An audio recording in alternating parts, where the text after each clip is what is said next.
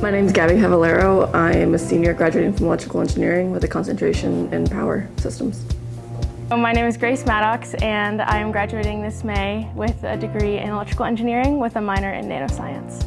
My name is Keerthana Prasad. I'm a senior in electrical engineering with a minor in business administration, and I'm graduating in the spring of 2021. I'm Sara Thorton. My major is electrical engineering with the Reese concentration, and I'm graduating in May 2021.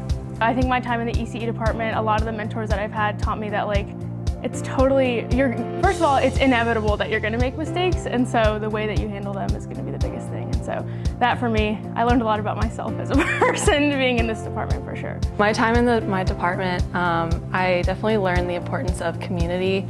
I was surrounded by a lot of really good people, faculty, staff, and then students as well.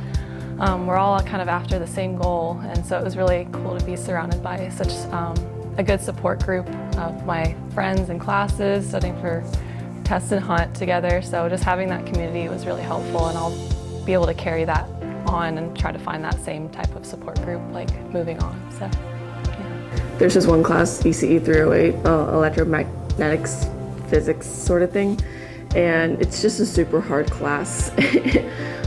And so there was a bunch of us in the library one day. We were all working separately, but then we all realized we're in the same class, and so all of a sudden we pushed tables. This was pre-pandemic.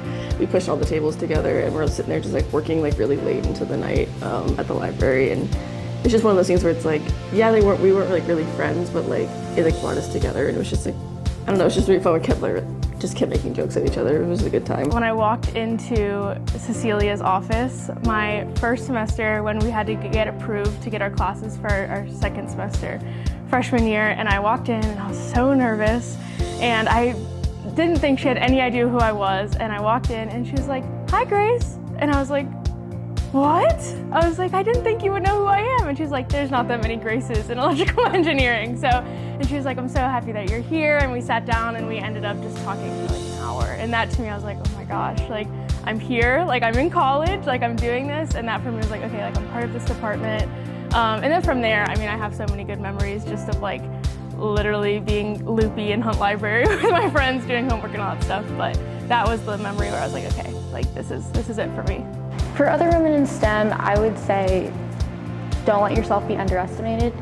I know that's something that happened to me sometimes when I was a freshman, and I've learned to grow from it, and being a woman in STEM, obviously that does happen, and it's something that you just need to rise above and make sure to kind of break through the glass ceiling a little bit and make sure that you're being put to the standard that you think you should be.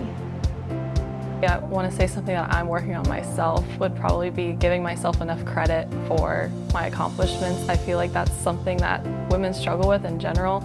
It's because STEM is hard for anyone, and so having that confidence in yourself, going through those, and I don't know, it's just something that I'm working on as well, and that I feel like everyone else should know, just to give yourself enough credit for what you do. If you are admitted into this program, or really even if you're interested in STEM at all, that you belong in STEM, and really the thing that makes progress and makes innovation and puts people on the cutting edge is a diversity of opinions. And so, that's what we need. We need different perspectives of, not just, obviously we need perspectives of people of different gender identities, people from different cultures, all of these things. And so we need women in STEM. It's not that they, we're okay, fine, you guys can be here, right? We need women in STEM. So you don't have to prove yourself, you belong.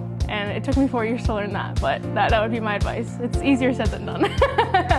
Yeah, know your worth, and know that you got in here just as much as they did, so you deserve to be here. You did not get in here because you're a woman. You did not get in here because of your race. You're here because your grades can prove it, and that the school saw something in you.